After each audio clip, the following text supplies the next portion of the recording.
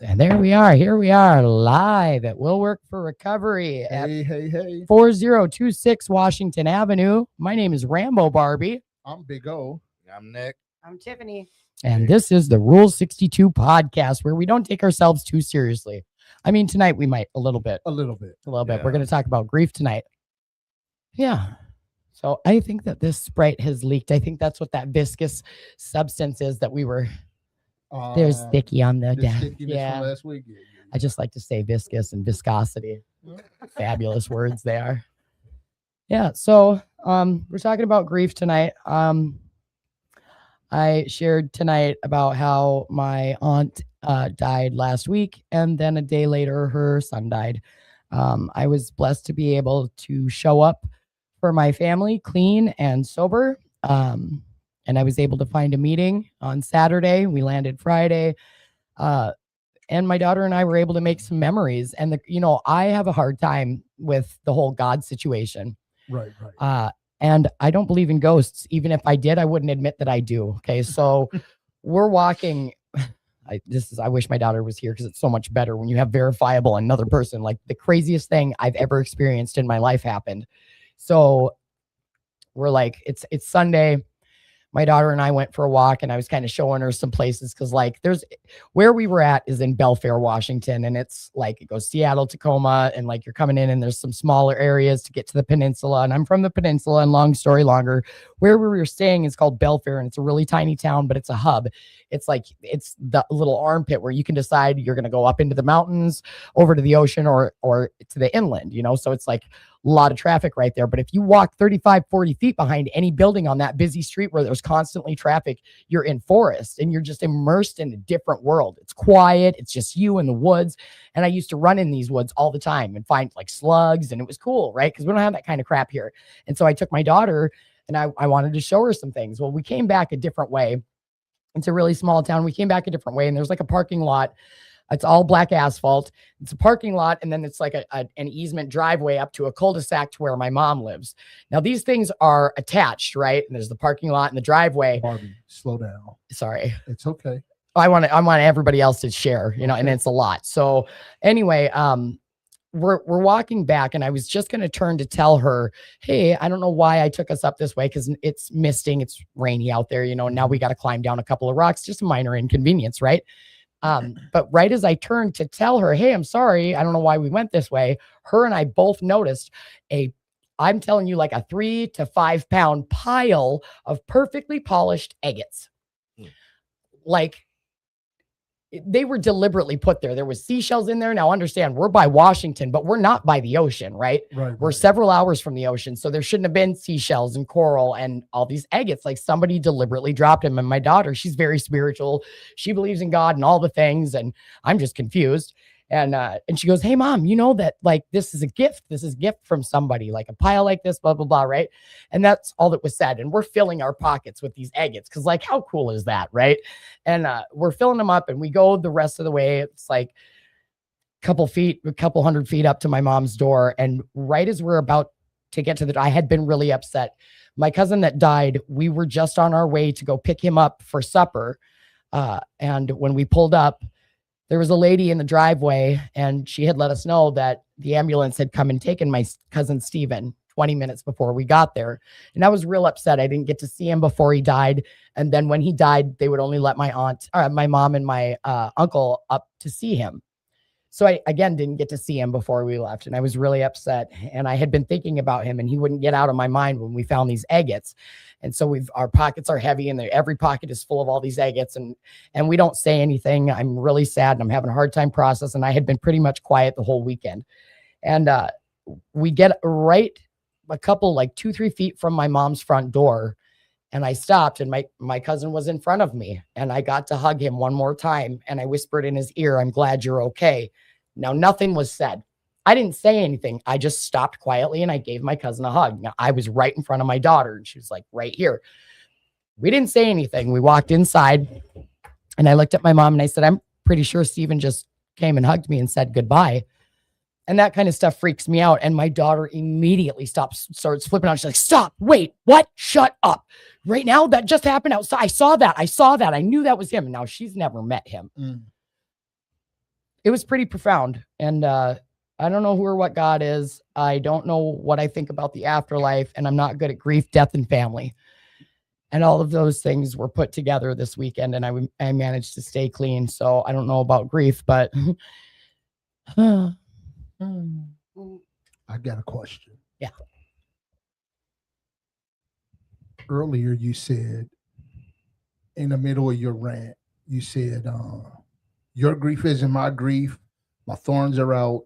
Don't come try to hug me. Yeah, right. I did say that in the meeting. I did. Yeah. In the meeting. I know. Yeah. I just want to challenge that. You seen me hugging people though. No, not the hugging part. No. The your grief ain't my grief part. I personally believe that people are like 99% the same. The 1% accounts for all the differences we think are there. Right. You know, and I just don't want you to get into a mind frame of uniqueness, because, you know, that's an added lie. So, you know, we get into the habit of telling ourselves, my grief ain't your grief, and my grief feels differently than your grief, and you can't understand my grief. Oh, yeah, you're right. That's a lie that'll trap us within ourselves. You're right. I don't want to see that happen to you. Right. Yeah, I'm really bitter right now. I'm really upset, and I know I should really be grateful that I did get to show up clean. I'm like really I'm like grasping desperately at gratitude, because I just don't have it, and I'm angry. I'm pissed off that I have to be here. I'm pissed off that I didn't get to stay with my mom. I'm pissed off that like I don't get to. This weekend they're having a double memorial service, you know. Jeez. Yeah. And so, you know, I haven't seen most of my family for 10 plus years, you know, most of them for over 20 years.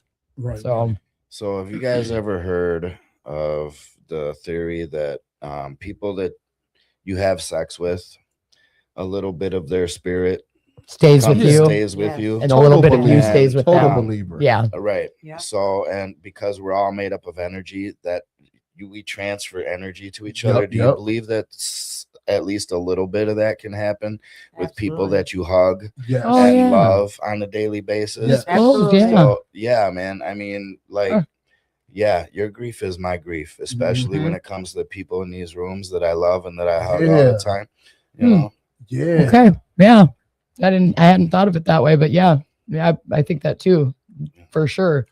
I definitely agree. And like what I said to you in the meeting, like when I said, like, you're a huge, like, wrecking ball for this program, right? Like your vibe, your energy and everything like that, like, comes out. And listening to you speak, I could feel that, you know. And it's like you said, your grief is my grief, you know, because I feel for you. You know, I lost my dad in 2020. The first place I came was this meeting.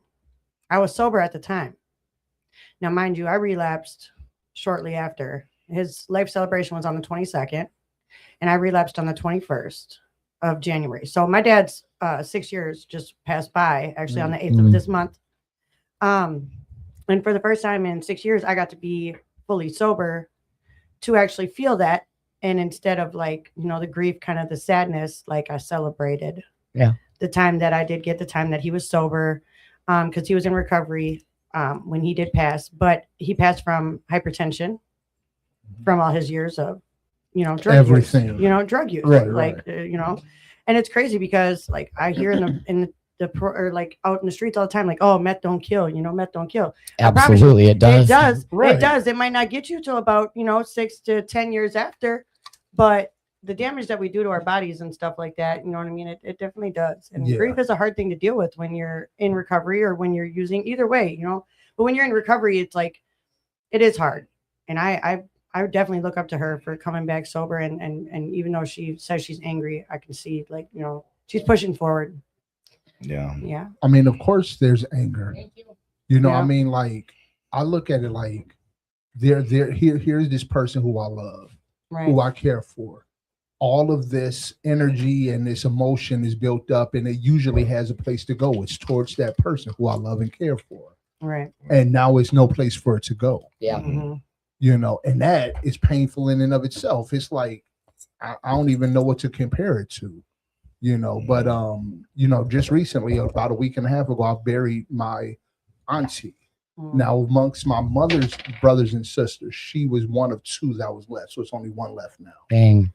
And I did something I usually don't do. Is I walked up and I actually, because I usually do not go anywhere near a funeral, much less the body. Yeah. You know, that's heavy stuff. Same. But I a little bit of exposure therapy. I went up to her and I actually put my hand on her hand.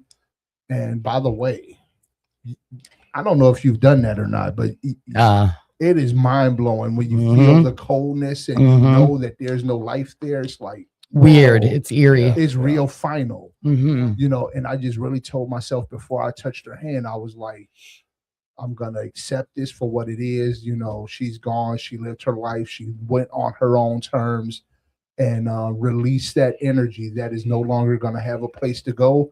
Just go ahead and release it into her. So, real quick, we got a couple of comments. Joshua Lucier, 610 and 24th Avenue ice shooting. Be careful, everyone.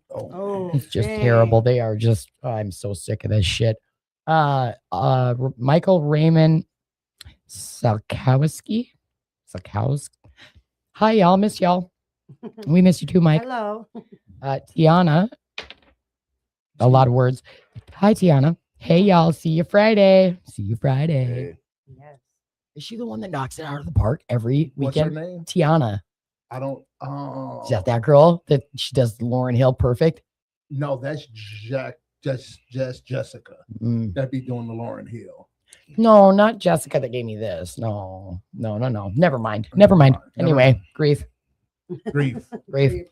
Heavy. It is and I. Speaking of grief, can we talk about the people? Because all over the city, I ride the bus. All over the city, if you just sit there long enough and ear hustle a little bit, you hear people talk about what's going on in the city right now and how unsafe they feel and how confused they feel about how to move forward and what to do in what situations.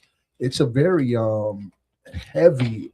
Grief is heavy on the city right now. As a matter of fact, somebody a newcomer to the program in general, but I was at a different meeting and met somebody and they asked for my number, and of course, whatever.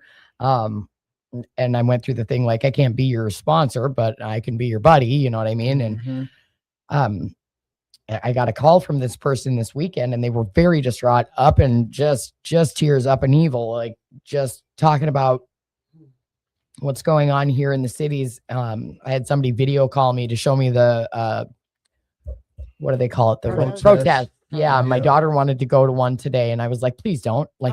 Please don't. You never know So right. This is kind of a little bit of a sketchy subject for us to talk about on this program because I'm afraid it can get political really quick. Yeah, we don't want to do that. No, I mean, as a it's program, just scary though. As a program, we believe that everybody has the right to their feelings. Yes. Right. So people who are feeling that way have a right to feel that way, and the people who feel that that's foolish or whatever have a right to their feelings also. I agree. And I really just don't want to get political. For sure. Absolutely. I can touch on too something like grief and loss, for someone who isn't always gone either. A lot of people in this program don't get to see their kids that are still living, walking around. That was me for 8 years. I'm just getting my kids back in my life now. I still have one that I have not seen and coming up on 9 years. Yeah. My son he just turned 10 in November and I adopted him out when he was 3. And it's hard to grieve somebody who is still living. It is. And there's not much you can do about that situation, right? But just keep pushing forward every day in hopes that, they will come around when they get that age, when they can, if it's a case like mine where you've adopted out or your rights are terminated, you just got to keep hope alive. You know what I mean? And I believe, my dad came up with this acronym for HOPE, hold on, pain ends. And it does. Oh yeah. That's been around for a minute. Yeah. He told me that back the year that he died. And I got it tattooed on me. But it's hard for parents in recovery to not have their kids in their lives. Or 100%. That's another aspect of grief that's hard to touch base on. Yeah. It really is. Yeah. So my oldest daughter, I didn't find out about her till she was 2.5 years old. And I was, I used to get her every other weekend when she was young, and when she turned 7, I was a horrible parent. I would be out partying every weekend when I had her, so I would just try to get her to bed as soon as possible, and the next day I'd be hungover and she'd want to play, and I'd be laying on the couch like, just leave me alone, right? Yeah. Right. And when she was 7, they decided to take her out of my life, that she didn't need me as a father anymore. All my friends would tell me just that, like, well, someday she'll grow up and she'll realize, and just hold on and wait, and I did that. Like, her mom told me, like, I tried to fight a little bit at first, and her mom would tell me, well, every time you call her, she ends up crying for the next 2 days. Yeah. So please just leave her alone. And I was like, well, I don't want to do that to her. So I left her alone. And I took the advice of my friends who said, someday, she'll come around. And, when she was about 20 years old, she did come around. But the fact of the matter is, I lost out on her whole life. Right. I have a exact situation like that. Get that back. Yeah. Right. Yep. Yeah. My middle daughter, she just came back into my life. She's 20 years old. I've never really been in her life, but I was that kid too, and we only ever got to see my birth mother every 4 years if we were lucky. And that messed me up every time for years. And it would take me years. And every time she would call, I would like chop all my hair off or tear all my skin off. Like, it got progressively worse because I don't deal with these kinds of things properly. Like, I don't have good outlets, right? So I just destroy myself, right? It's not like that now, but it took a long time, and when I finally did see her, because somebody had told me the same exact thing, like, how that felt for you, how that destroyed you, her coming in and out like that. Don't do that to her. So I didn't. Right. But what I didn't anticipate was that she would be so upset with me. You didn't even try. Well, I did try. Yeah. I did try. But then every time it like seemed to make things worse. And I remembered being that kid. So I stayed out thinking I was doing her a favor because I wasn't clean anyway. Right. But she's still mad. She's still pissed off. Like, you weren't there. You didn't care. You didn't try. Like, it's going to take time. Yeah. So the grief on top of trying to, like, your own grief, and then other, handling it like your kids' grief at you too. Those are real heavy subjects, and really death on top of it. Yeah. All right. So I got a question for the group. Yes. Earlier during the man's meeting, we had a topic about, the question when people ask, what are you going to do differently? Oh. And I always said I used to hate that question so much because I don't know what I'm going to do differently, motherfucker. You know what I'm saying? Like, you asking me this question for? Stop it. Yeah. So here we are. And the question is, what do you do to cope? What do you do to take care of yourself during grief? And answer that however you want to. What do you do? How do you cope? So I didn't know what I was going to do. And we made this, our tickets alone were $710 that I could not afford. Like, I had to have help, you know what I mean? And I'm panicking over that. And I'm panicking over this and that. And we don't have real idea. Like, I'm all these things, right? And just any one of those things that happened just before we left would have been enough to send me back out before, you know what I mean? Mm-hmm. But we got there, and then finding the wine in her fridge, any number of these things, her having a seizure, like them offering drinks on the plane, you know what I mean? And I'm not even a drinker anymore. That was my first thing, you know what I mean? But I didn't know what else to do. And when I don't know what else to do, I know that no matter where I'm at, as long as I'm in America, for sure, I can find a meeting. Mm-hmm. So that's what I did. I found a meeting because I didn't know what else to do. And the devil was getting real interesting looking, like it was coming. I was like, man, I'm real thirsty. You know what I mean? Yes, but I made sure to get my ass to a meeting. Hell yeah. I didn't know what else to do. And I talked about it. I talked about it for hours with my mom till she was like falling asleep. But I had to, because if I don't talk about it, I'm going to use over it. Mm-hmm. That's my piece. That's my answer. All right. So much came to mind when you just asked that question. Like, when I did my 5th step with my sponsor, and he wanted me to point out my part in my resentments, and one of them was against my dad because he left. That's hard. My mom and dad took me to the circus when I was 7 years old, and when it was over, they said, Dad's leaving with the circus, and he did, right? Oh, and one of my resentments was against him, and I was like, well, I don't have any part in that. It's not my fault he left. Like, it was. And my sponsor was like, well, your part is your expectations of your father, first of all, of what a father should be. Yeah, that's heavy. And what are you going to do different than what he did? What did you learn from that? That's your part. Oh, wow. Right. Your looking at your expectations and what you learned from the situation, right? And how are you going to treat your kids different? And like so far up until then, I treated my kids almost the same way my dad treated me. Right. No lessons learned. And another thing that came to mind is what we were talking about in the meeting tonight about regrets. And one of the promises of this program is we will not regret the past, nor wish to shut the door on it. Right. And how do we get that promise? By working the steps. Right. If we do a step 4 and we do a moral inventory of ourselves, we should come up with most of the regrets that we have. And these are actually the 9th step promises. So once we've done a step 4, 5, 6, and 7, 8, 9, we should be at the point where we're getting that promise of not regretting the past and wish to shut the door on it. And they have a saying in AA that if you have one foot in the past and one foot in the future, you're pissing all over today, right? So one thing I know to do about it is one thing I know is to not sit and regret the past and just do what I can today. But on the other hand, I don't know what the hell to do today about the situation. I love my daughter. I love talking to her, and like she's one of my favorite people to talk to on the phone.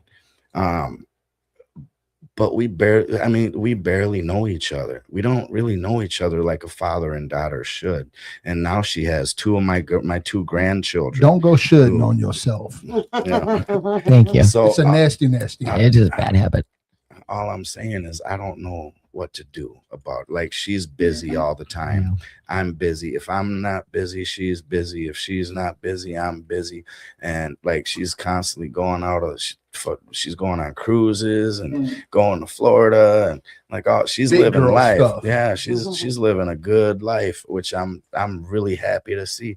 But at the same time, I want to get to know my grandchildren. I want to get to know her, and I love talking with her. Like she's really a good person. I love it. I wish that I could have more time with her. I just don't know how to do that. I'm trying to share. That's a major piece of grief in itself. Right. Yeah. Do you journal? No. Me neither. Can you be convinced to journal? I've started. I like my ADD. I hope our viewing audience saw your face. What did I do? Putting it to the paper is like. Tiffany, can you make the face you just? I didn't even see it. Oh my god. It was like. Was it like yuck journal? Yes. Yes, it was like yuck. Only because, listen, I used to diligently journal, and my husband, certain courts of law have used my journals against me. So, too. Husband. Yeah, because he was my husband. Yeah, husband. Yeah. The reason I bring up journaling, I'm not to cut you off from your moments. No, go for it. The reason I bring up journaling, because that's like one of my favorite things to do just in life in general, but especially when talking about grief, because like what journaling does for me is it gives me the opportunity to like put it on paper and then I can look back at it almost from a third party perspective.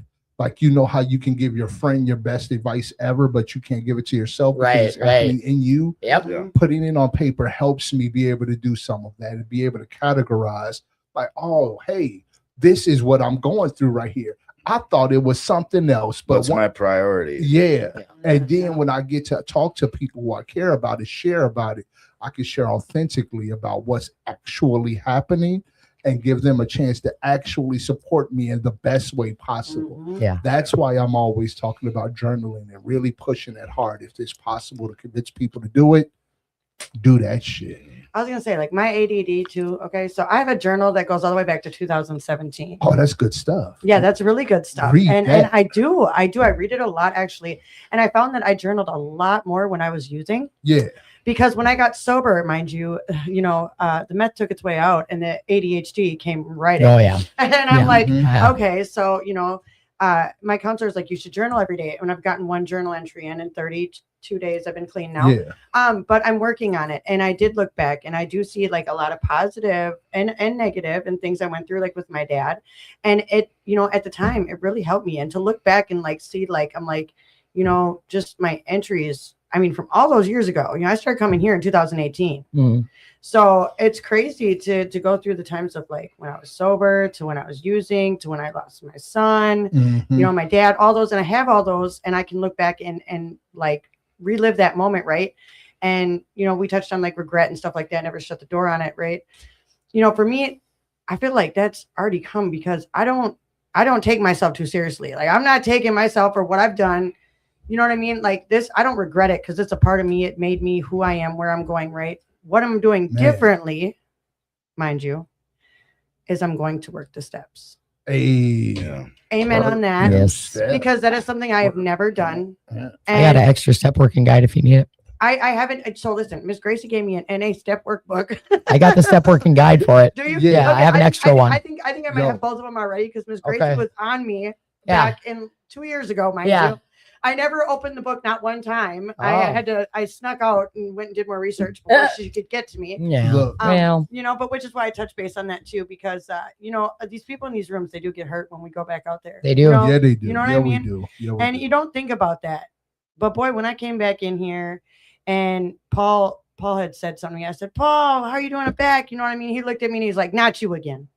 I'm like, well, dang, you know, like how's that supposed to make someone feel? And honestly, if I didn't know Paul, I might have went back out and made an excuse to be like, whatever. Oh, F this place. Is there any tissue in the room? I'm sorry. No, there should be though. But there's not. There should be. I'll go get you some. No, it's okay. I can.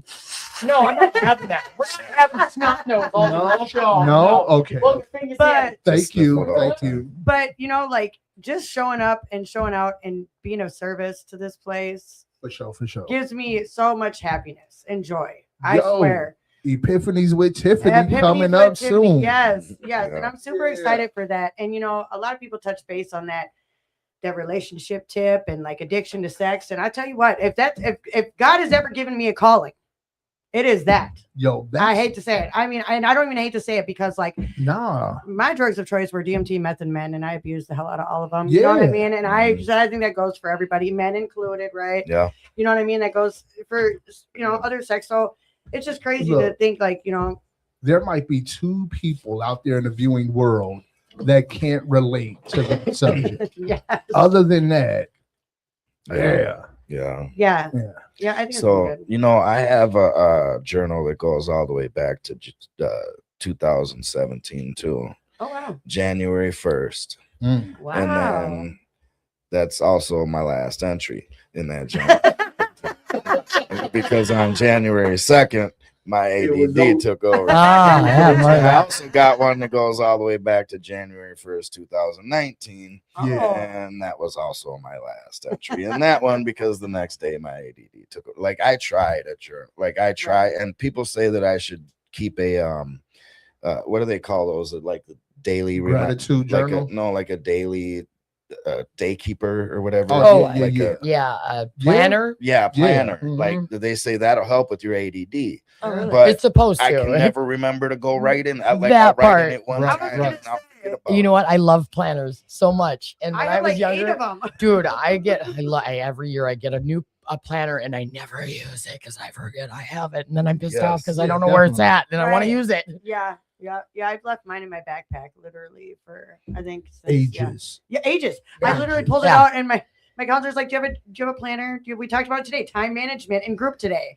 She's like, "Do you have a planner?" She gave us daily planners. I'm like, "There's no way I'm gonna remember to carry a piece of paper around." You know what I mean? I'm better off going back to the backpack situation, getting my one from 2024, and trying to put new pages in it from 2026. You know what I mean? Go to Michael's and go get a new. You know, insert and start over. I want one of those big calendars, the real big calendars that you can write in. The ones that the professionals put on their desks with a big, huge, like a giant sticky pad. That's what I want. The one that productive people use. Yes. I want that one.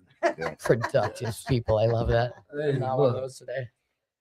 We're getting stuff done, man. I found that stuff done. It works for them. I mean, why can't it work for us, right? Yeah. Practice makes perfect, Nick. Yeah. So we got a bit of a thing going on at the house. With a individual. And it's been hard to deal with. Yeah. Well, what's the scenario? Well, getting into people's stuff. Yeah, one of the guys got vulgar and violent words against another one of the roommates. Oof. And it's a hard situation because and you're just because I'm a little confused. It was a sober house that was run by a company, and now it's not, right? So now it's just y'all renting rooms out together. Yep. So what happened was it was A+ housing. A+ housing shut down. The person who ran the program was like, "Hey, my main guys, my go-to guys, I'm gonna plug you with the landlord that I work with, so that you guys can have a place to go." All right. Okay. So she looked out for us, and we negotiated with the guy, and he signed. We all signed leases. So you're having trouble with this one individual, right? Is it just like two individuals, or is this guy like messing with everybody? Because there's a difference. Yes. So I have had an issue with him, but not since then. My brother had an issue with him, but I stopped bringing my brother around because I'm like, if there's somebody that's going to be uncomfortable, it got to be you, not the guy who lives here. So I made that choice. And now it's another roommate who has this same issue with this guy. And nobody wants to see this guy leave or get kicked out. And even if we did, what would that look like? Because, he has a lease, like I have a lease, like everybody here has a lease. Mm-hmm. And the landlord's kind of a softy and doesn't want to put the big boy shoes on and make a move happen. So, I mean, not to stretch it all, but we're kind of grieving a little bit of peace in the house right now. One of the roommates is talking about walking on eggshells and how he doesn't want to be that way in a place where he brings his daughter in. Mm-hmm. Yeah.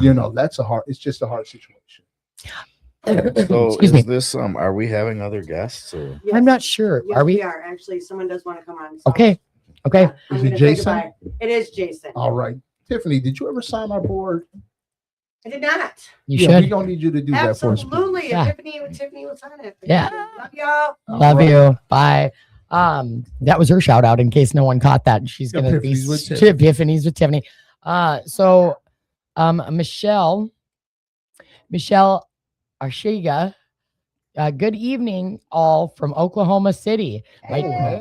My dad was a member of Will Work for Recovery before his passing. Mr. Manny, I hope I say this right.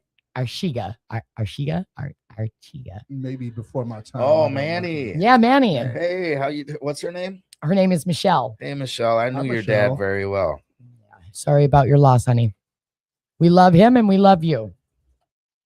Hello. Thank you. You as well. Look, since I lost the small one, we playing with the big one. Oh, for Pete's sake. Oh, hey, you got a shout out, a special shout out. Don't leave yet. You got a special shout out, and I didn't really want to say it all out loud, so you should come and look at it. I'm not going to read it for everybody else to see it, but this guy said this to you. Is it vulgar? No, but I'm not putting her information out there like that. Oh. That's up to her if she wants to share that stuff with TV Land. I mean, like, how come I do? My God. Just remember this name.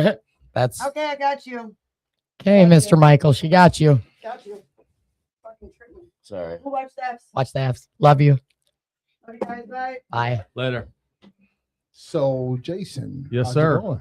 It's going good. Yeah. Going good. Yeah. Gotcha. You got your collected some clean time tonight, did you? I did. Congratulations. How long? Yeah. January 11th. 1 year. It's my mom's birthday. Yeah. Congratulations. It was 111. Good number. Yeah. It was honestly, it was one of the most uncomfortable years of my life, man. Yeah. I'm really glad that you said that, actually, because blood, sweat, I'm not lying. No, me too. My first year of recovery was the most awkward, uncomfortable, like stressful.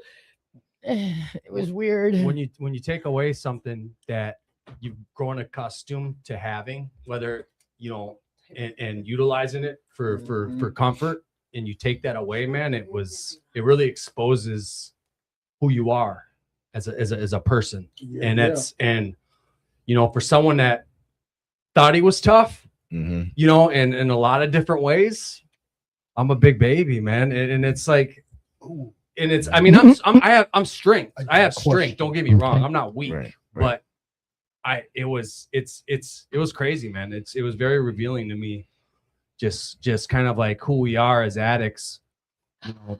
And it's a good thing though, too, because we're learning about ourselves and we're growing and to grow, you have to face fear and be uncomfortable. You know what I'm saying? So real quick, we got some more comments. My daughter, hi mama. Michael, hi baby. I love you. Thank you for being my rock this weekend. That Michael guy said some more stuff to Tiffany. Michelle says thank you. He loved his family there. Manny's daughter. Somebody said thanks, Barbie. And congrats. Sophie says, ma'am, you look beautiful. Thank you, Sophie. I miss you and I love you. All right, carry on. Sorry. Got to make sure we get our comments from TV land out here, you know? Yeah. No doubt. So I just wanted to say, like, be careful with that. Those feelings are good. Like, which ones? The feeling kind of like you've become weak, or that you're realizing that you're weaker than you thought. My first relapse was largely because I felt like this program had made me soft. Yep. And I felt like the way I grew up, I couldn't afford to be soft. Right. Yeah. And I carried around my knife way longer than I should have. Right. You know. But you know, I've come to realize when I came back into the program and worked some steps some more and talked with people more, that what I thought was being soft was actually being stronger. And there's you know, exactly being able to face your feelings and talk about them takes courage and strength, man. Fucking acting like a tough guy and, you know, having those walls up, that all stems from fear. Yeah, exactly, dude. So. And I'm with you 100%. That's me, dude. If I was a guy, I would drive the biggest truck. I would be so mean. I would drive the biggest truck and have like the douchebag pants and like. But it's not our fault though. That's how society portrays men. Right. Yeah.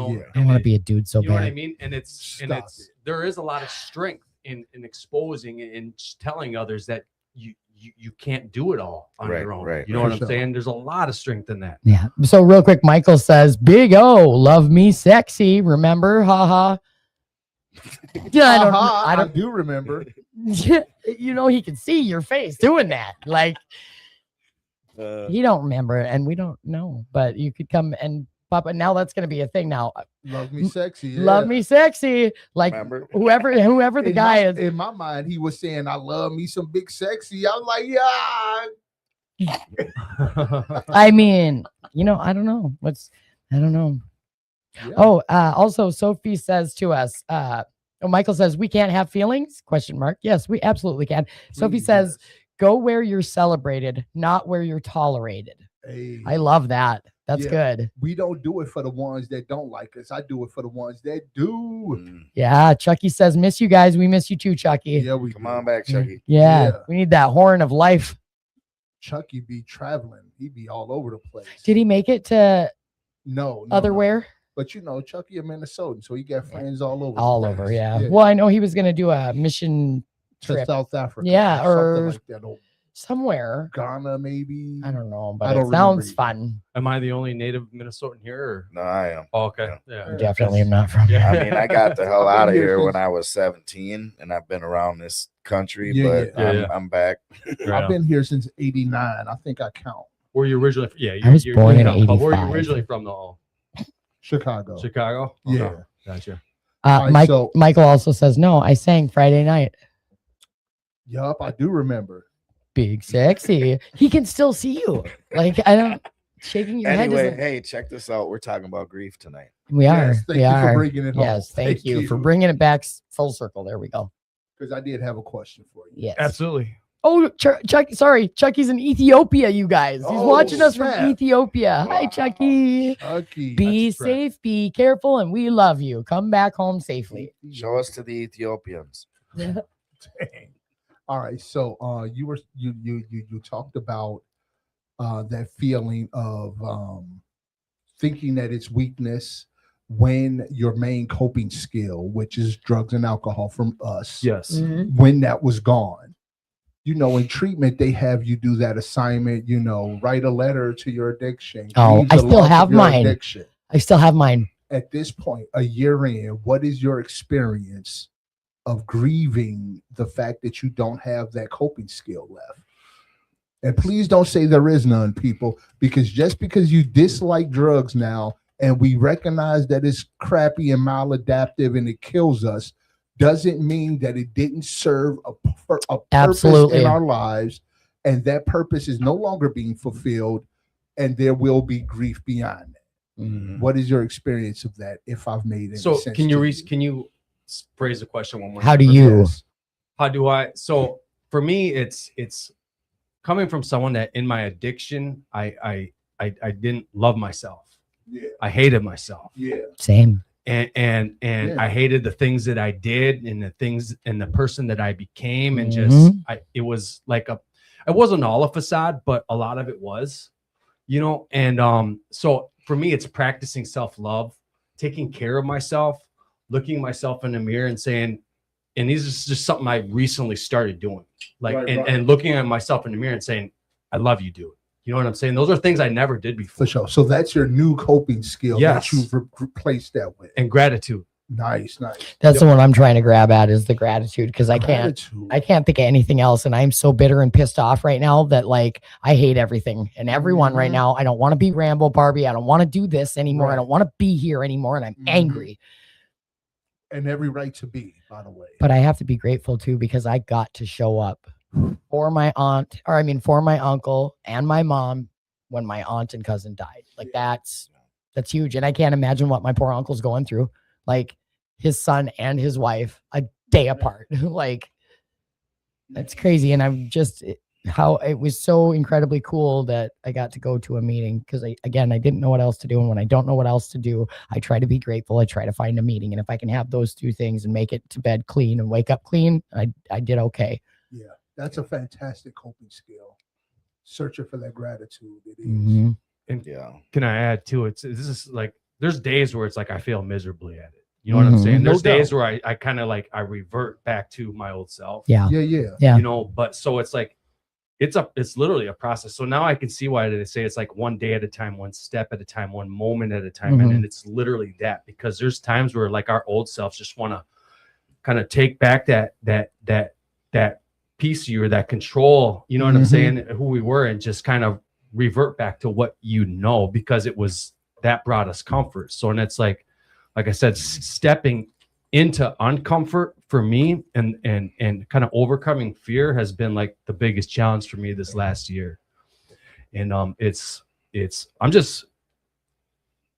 grateful to be alive and to be able to, even though at times like I drag my feet because I'm lazy, and there's times where I procrastinate and I just don't want to do things, but you know, it's any progress is progress, you know. So I got to learn to not be so hard on myself, and we got to learn not to be hard on ourselves, because you know, it's us, I think, or at least for me, is the biggest enemy to me. Yeah. It's me. Yeah, my daughter actually was just telling me, like, she gets really, really upset. And I want to be a comedian. I like to make fun of myself. It's how I process the dumb shit I do, right?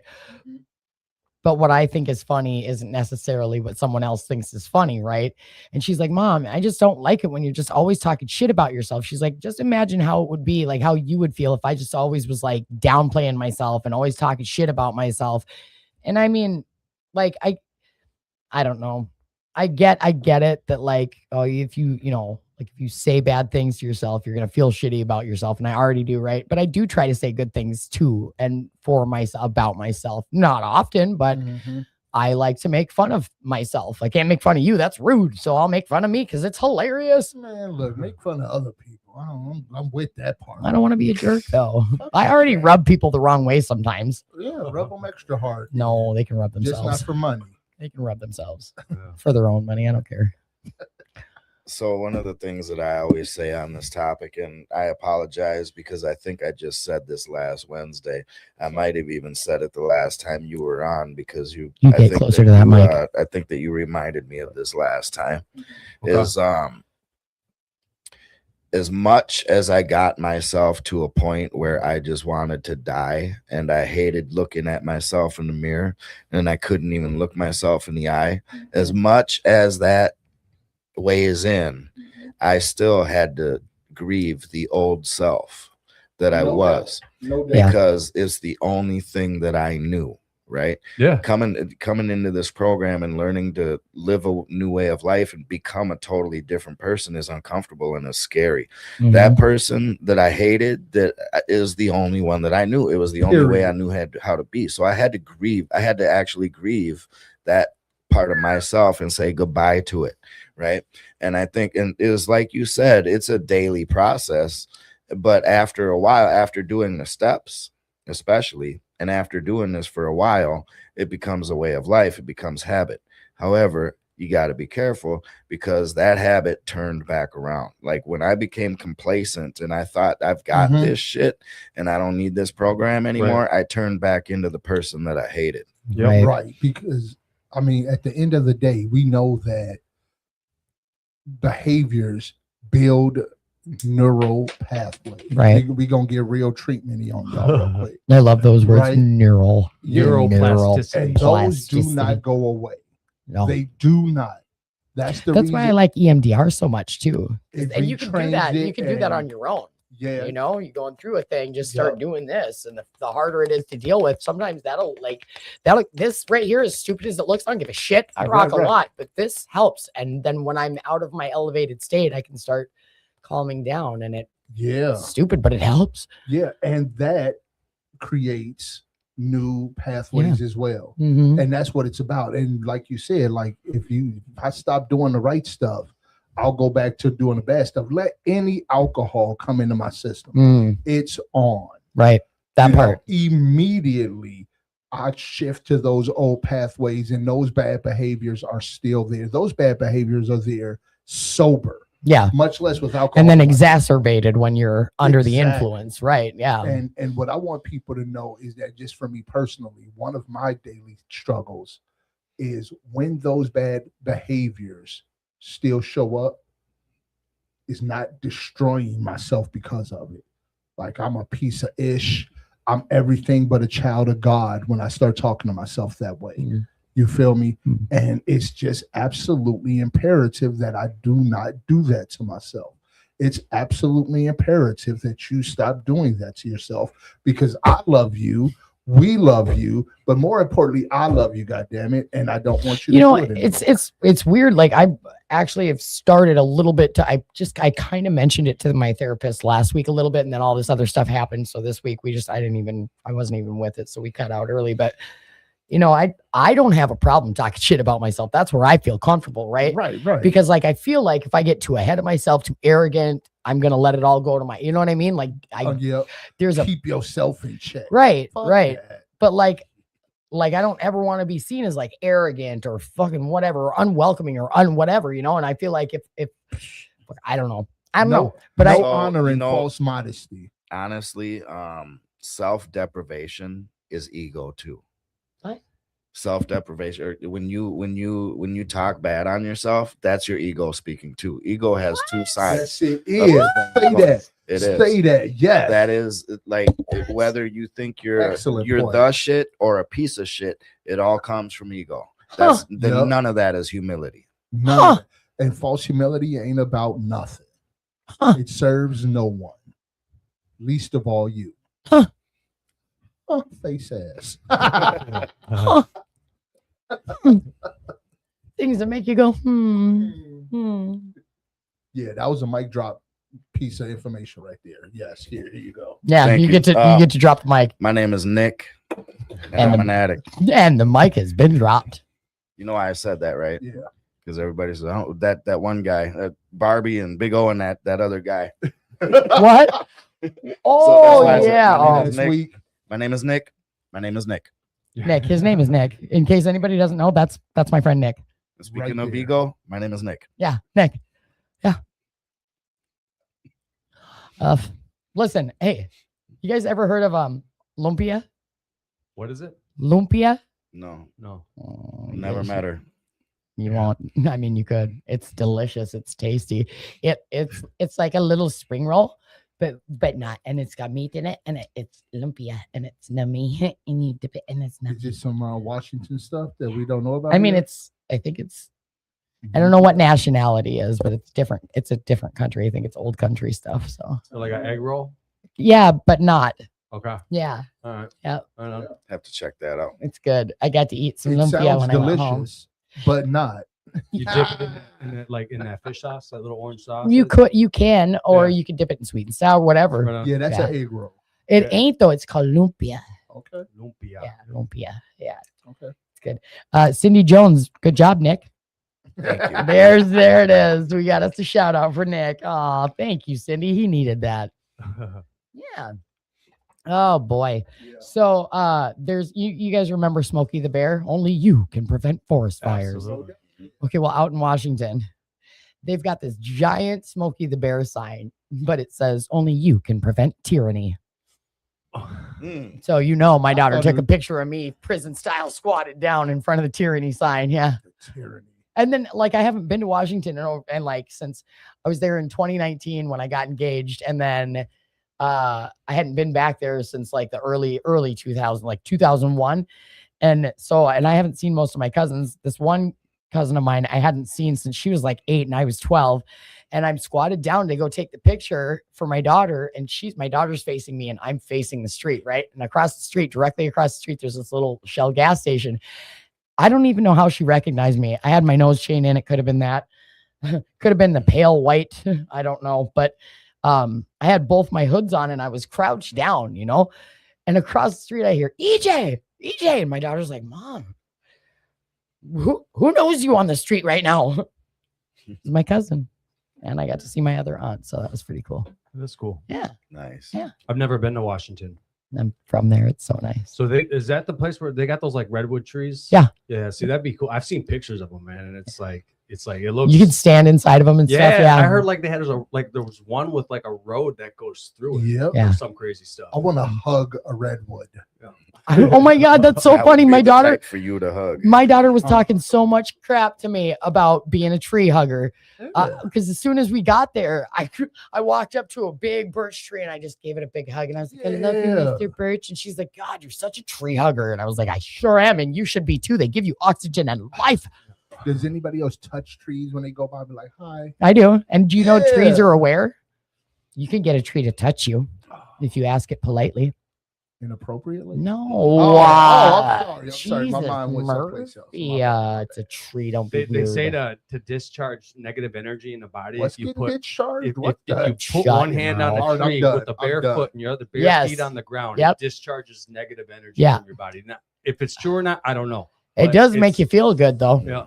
It does. Like I've had upset stomach several, like I have a lot of gastrointestinal problems. Yeah. And when I'm like, if it's real bad, I will go, if I can, stand barefoot or at least put both of my palms and concentrate on the transfer of energy, and my stomach will start to feel better. I know it sounds Hey. cuckoo and I don't give a shit what you think. Not really. Well, that's like giving it Touch to God. grass. Yeah. Yeah. Touch some grass. Man. Yeah, it's Really- called earthing. Yeah. Put your Yep, feet, earthing, put your grounding, toes in the earthing. dirt. Yeah. Yep. All right. Well, we are almost at 9 o'clock. So we're going to do some shout outs. I'm starving. I'm ready to get out. That of here. went fast. It I'm did go actually really hungry, fast. too. Yeah, I'm starving. I don't really have a oh, I do. No matter where you're at, you can always find a meeting. If you're struggling, find one. If you Yeah. don't know what to do, ask someone for help. If you're not strong enough to ask for help, find somebody that you actually kind of mostly trust and just send them an exclamation point or something, whatever you got to do. Or just be Talk around. about it. Talk about it. Yeah. If you can't talk about it, be with somebody. Go help somebody to get yourself out of your own head. Go to a meeting and listen to other people's problems. Amen, sister. Yeah. That's what I got.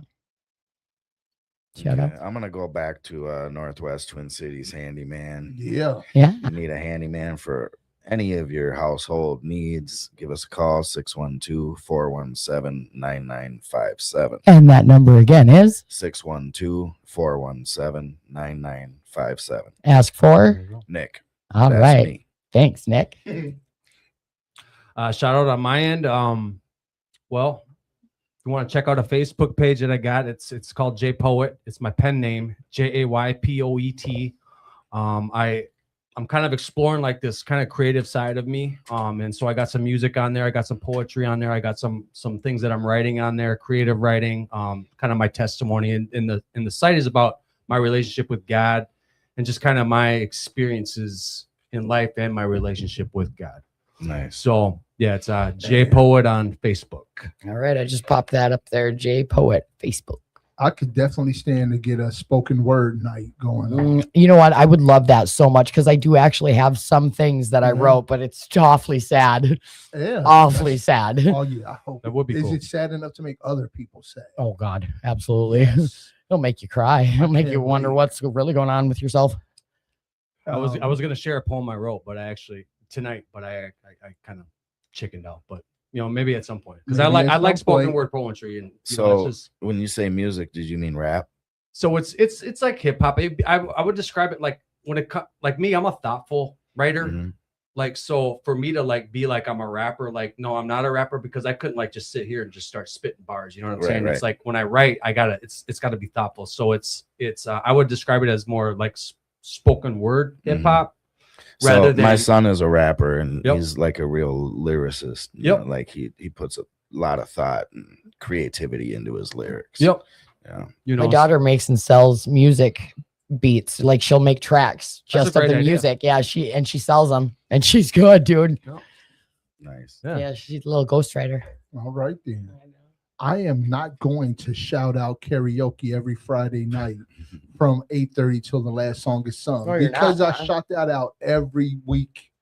So I'm Right. going to do something different today. Okay, because you kind of just did, but whatever. I am going to shout out, man, just fellowship. I don't know what fellowship you belong to, but I really want to encourage everybody to find somebody, a group of people who you know. You don't know the sense of well-being and lovedness I feel when I walk into a work for recovery and I see you guys. Yeah. It's amazing. And yeah. cool. Shoot, you're one of the people that I call when I'm having Yeah. a tough time. I called you today. Hey, I just remembered because I wore her sweater the other day. I told myself that I would do this and I forgot, but my friend Nicole Jacobs has a program called Real Recovery. Oh, I've heard of that. REEL. Yeah, They the do fishing. Yes. So check out Real Recovery. Oh, It's for Nicole. addicts to get into fishing. Let me All type right. that in here. It's REEL. Recovery. I like fishing is all I'm saying. Nicole. Who's down for some ice fishing? Jacobs.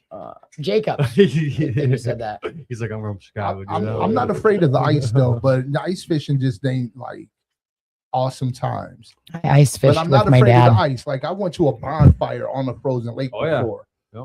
You know, like I put that shit. I told my family about it. They was like, "So you just gonna let them white folk talk you into everything?" That's always whenever I tell them some wild shit I did. Just the white folk. Yeah. It's Yeah. always like, "So you was hanging out with white people again?" Yeah. And I'm like, Because we're in charge of the wild shit. the wild Yeah. shit, yeah, that's well known Yeah. facts.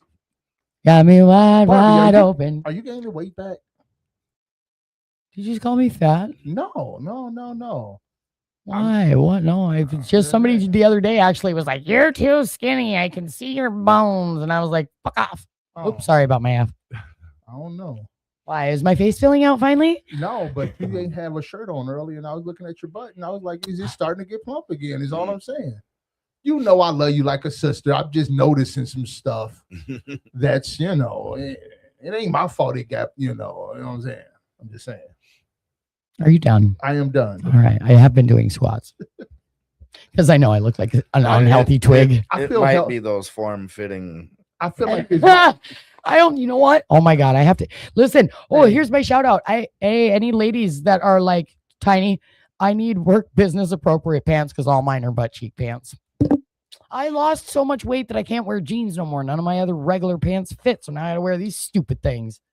I'm sick of them too. I know you're not sick of them, but I am. Hey, I be feeling like it's my duty to bring a little naughtiness to the podcast. Yeah, anyway. Nobody else does it. Because missionaries and Mormons and the missionaries done get no. What? You better stop. I stopped. You better You see stop. how I stopped myself Don't. that time. We love you, TV Land. We love all of our supporters. And if you're struggling, reach out. Did we get all the shout outs? Yeah. Okay. All right. Love you, TV Land. Peace Come join out. us again next week. Bye. Later.